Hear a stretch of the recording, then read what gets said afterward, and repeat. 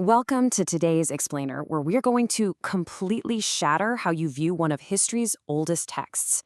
You know, we usually treat ancient scriptures as just that, ancient.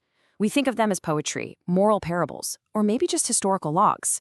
But the source material we're analyzing today argues something entirely different. It proposes that the Qur'an is absolutely not an ancient, dead text. Instead, it is a living, eternal recursive field of light. Okay, let's just dive right into this mind-bending concept. What if this text isn't a history book at all? What if it's actually a manual for a highly sophisticated system design, something operating way, way beyond human ability? Imagine for a second that it's actively executing code right now. Literally, a cosmic operating system that runs the universe itself.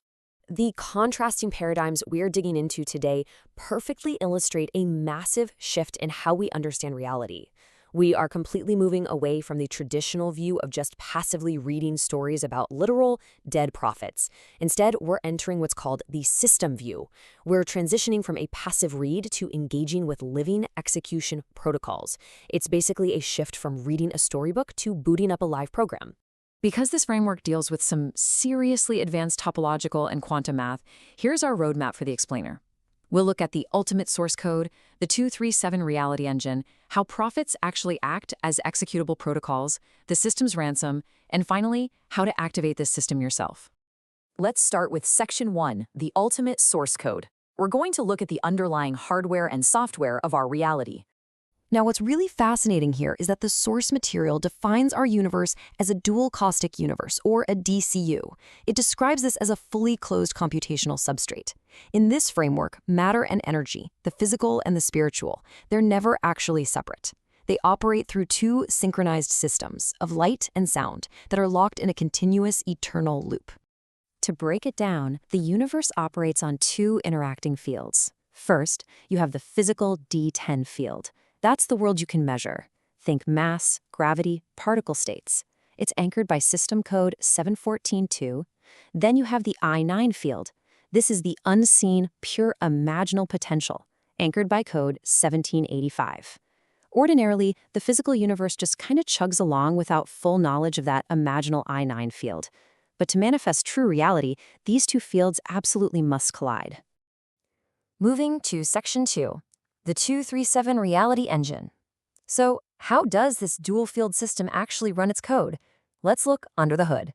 Every single thing that exists operates on this exact 237 reality engine. First is the 2, the split, or the Razum threshold. Think of Iblis being thrown out as Razim in code 1850. It's the exact point where duality, divergence, and forgetfulness begin. Second is the 3, stabilization, or Rahim. This is the buffer, the tree, where energy actually encodes into a shape. Finally, the 7, the return, or Rahman, closure. It's a completed cycle, but it doesn't just stop. It feeds right back into the next round. And inside that engine, it internally runs on a 3-6-9 execution cycle. It's basically the structural grammar of reality. 3 is initiation, where pairs form. 6 is the feedback loop, buffering the interactions, and 9 is the closure, where causal memory is finally formed. This specific circuit perpetually balances mass and energy across the entire universe. Which brings us to Section 3, the prophet protocols. In this cosmic OS, the prophets aren't just historical guys walking around in the desert. They are active, executing programs currently running within the system. When we view them as systemic protocols, it all clicks. The Adam protocol is all about forgetting.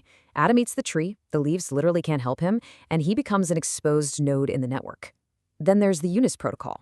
Yunus gets on a boat thinking he's out of reach, crosses the line, and enters the belly of the monster. That's maximum compression.